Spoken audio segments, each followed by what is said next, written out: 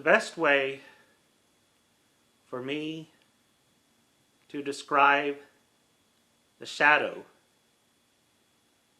is with the concept of tone deafness, or the failure to see ourselves the way other people see us. Tone deafness, in its literal sense, is the inability to make accurate distinctions in musical intonation. However, the tone deafness that I'm speaking of today is social tone deafness. The inability to perceive ourselves in the manner that other people perceive us. The reason I believe this is we have a tendency to justify in ourselves the very things that we find offensive in other people. Growing up,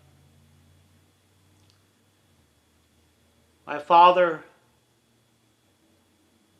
would often reprove me for my impatience.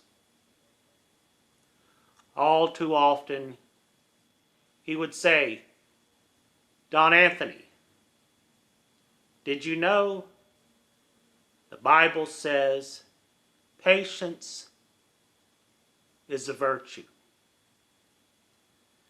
As far as I was concerned, my father was an idiot. I was too patient.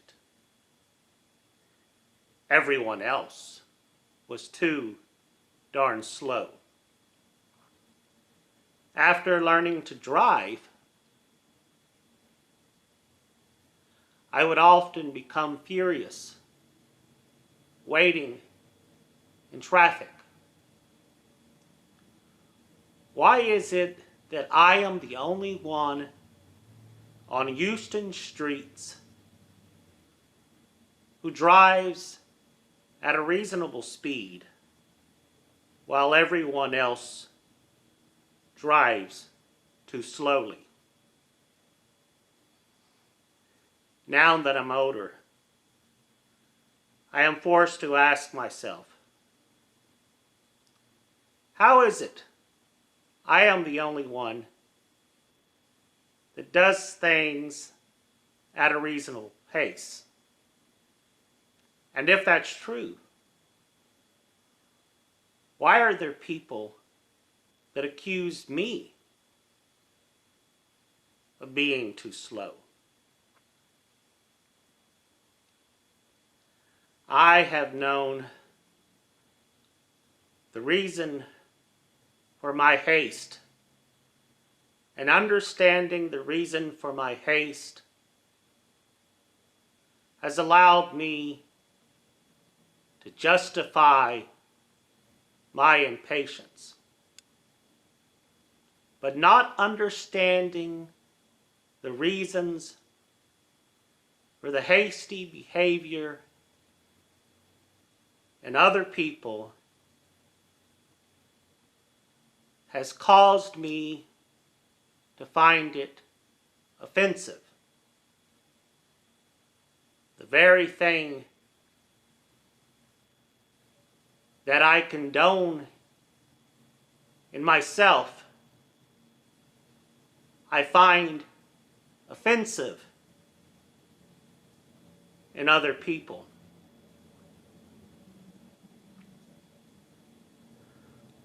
The way we see our shadows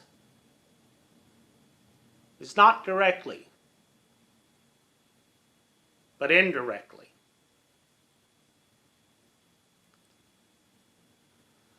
The way that we know we are tone deaf is by the reactions that we receive from other people. People who are tone deaf do not know they're tone deaf. It's nearly impossible for them to know they are tone deaf. And consequently, it is easier for them to believe their critics are tone deaf than it is for them to believe they themselves are tone deaf. For that reason, I find it very difficult to accept criticism. If people could only see me through my eyes and hear me with my ears, they would not be so critical of me. Yet, it's impossible for people to see with my eyes and hear with my ears.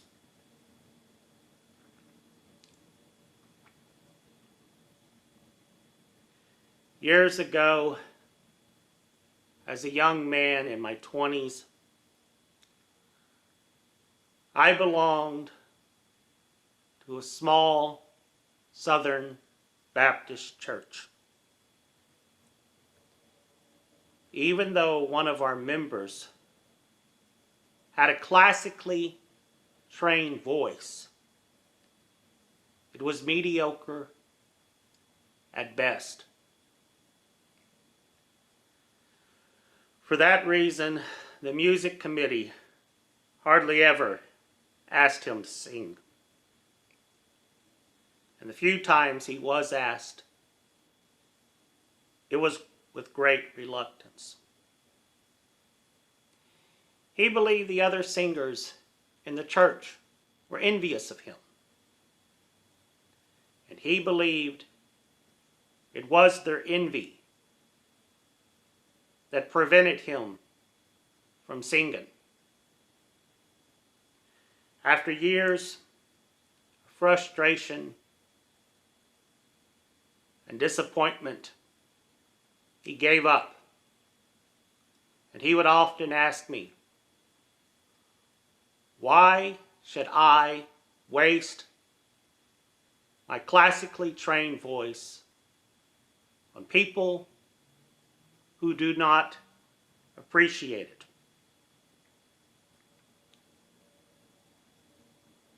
He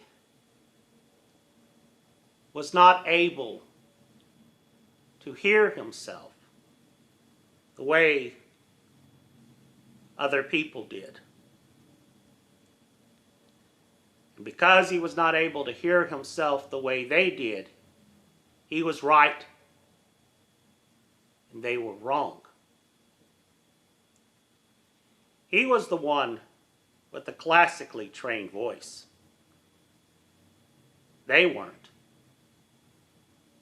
He was the one who had sophisticated taste. They did not. And because he felt that he was right, he felt entitled to singing. And because they did not permit him to sing, he felt cheated out of something that was rightfully his. And because he felt cheated, he came to resent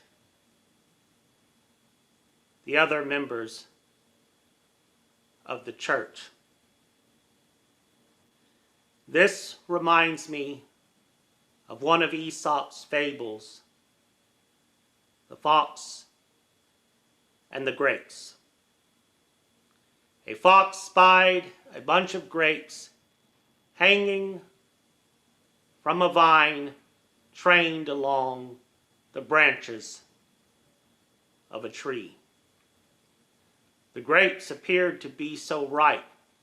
It was as though they were about to burst with all their juices gushing forth at any moment.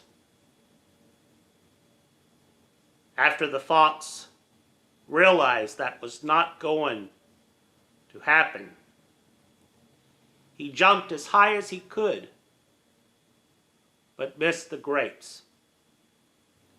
He walked off a short distance, turned around, and made a running jump, but only to miss the grapes again.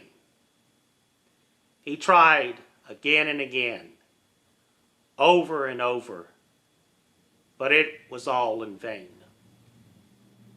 Sitting beneath the tree, he looked up at the grapes and cursed them, calling them sour. After some time, he stood up and scornfully walked away. The fox did not call the grapes sour because he really believed the grapes were sour. He called the grapes sour because with his skill and determination, he believed he was entitled to the grapes. And missing the grapes was an injustice. He felt cheated by fate. And because he felt cheated by fate, he came to resent the way things were.